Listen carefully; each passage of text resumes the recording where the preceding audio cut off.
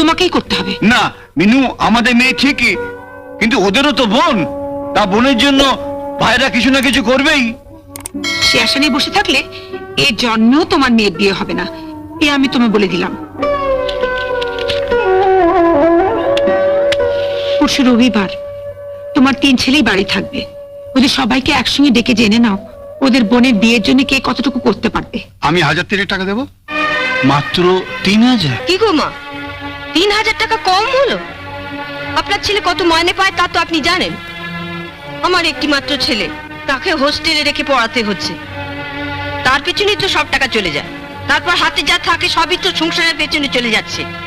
এর বেশি আমাদের পক্ষে দেওয়া সম্ভব নয়। ঠিক আছে, তুমি পাত্র দেখো না, আমি দেখছি কতটা কি করা যায়। কতটা কি করা যায় মানে? তুমি 3000-এর বেশি দেবে কোত্থেকে? বোনের বিয়ের জন্য শেষকালটা চুরি করবে নাকি?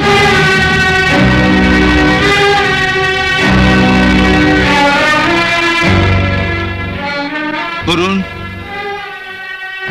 তুই কত দিতে পারবি?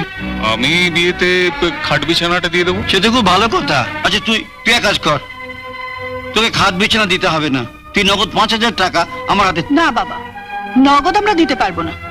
আমার দাদার ফার্নিচারের দোকান থেকে ইনস্টলমেন্টে খাটটা নিয়ে আসবো, তারপর ধীরে ধীরে শোধ করে দেবো।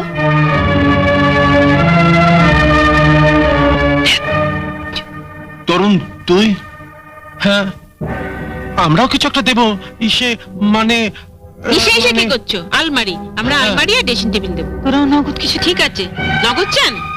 আলমারি আর ড্রেসিং টেবিলের বদলে আমরাও না হয় বদ্দার মতো নগদ 3000 টাকা দিয়ে দেবো। তোমাদের বোনের বিয়ে, তোমরা সবাই যদি এবার গামাছিয়ে চলো।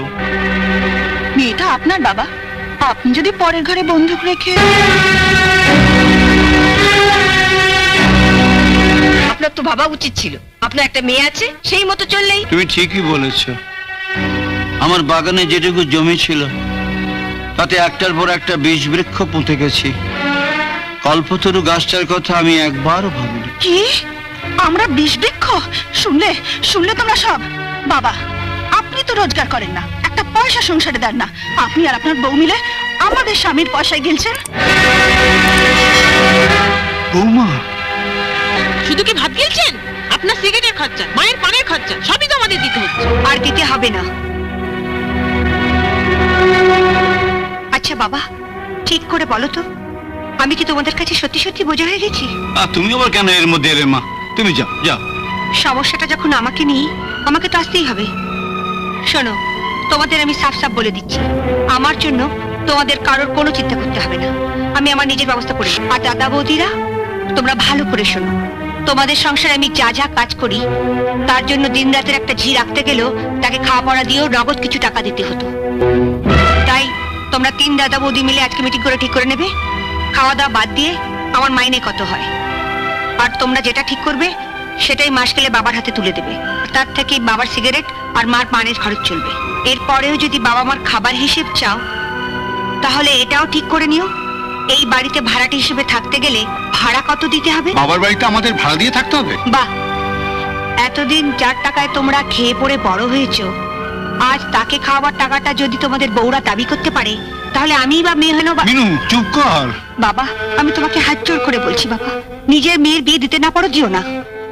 কিন্তু যাদের বাবারা তাদের মেয়েদের একদিন এ বাড়ির বউ করবার জন্য তোমার হাতে পায়ে ধরেছিল, আর তুমি একটা টাকা পয়সা নিয়ে তাদের এই বাড়ির বউ করে এনেছিলে, আর আজকে তোমার নিজের মেয়েকে বউ সাজাতে গিয়ে তুমি সেই বউদের কাছে হাত পাতবে? আমি হতে দেবো না। এই তিনটেই হচ্ছে লেবাকাতি। শুনলেন বাবা, শুনলেন? আপনার মেয়ের কথা শুনলেন? বাবাকে শোনাবার জন্য তো বলিনি, কথাটা তাদের শোনাবার জন্য বলেছি যারা আজকে মায়ের আঁচল থেকে বউদের আঁচলে গিয়ে মুখ লুকিয়েছে, যাদের কাছে মা বাবার থেকে বউরা সব বড় হয়ে গেছে। চুপ কর। না বাবা, তুমি আমার বিয়ের জন্য এদের কাছে হাত পাতবে না। চলে এসো তো, চলে এসো। যাচ্ছি মা, যাচ্ছি। তুই যা, তুই যা। এদের কাছে কিচ্ছু চাইবে না না, আমি যাচ্ছি।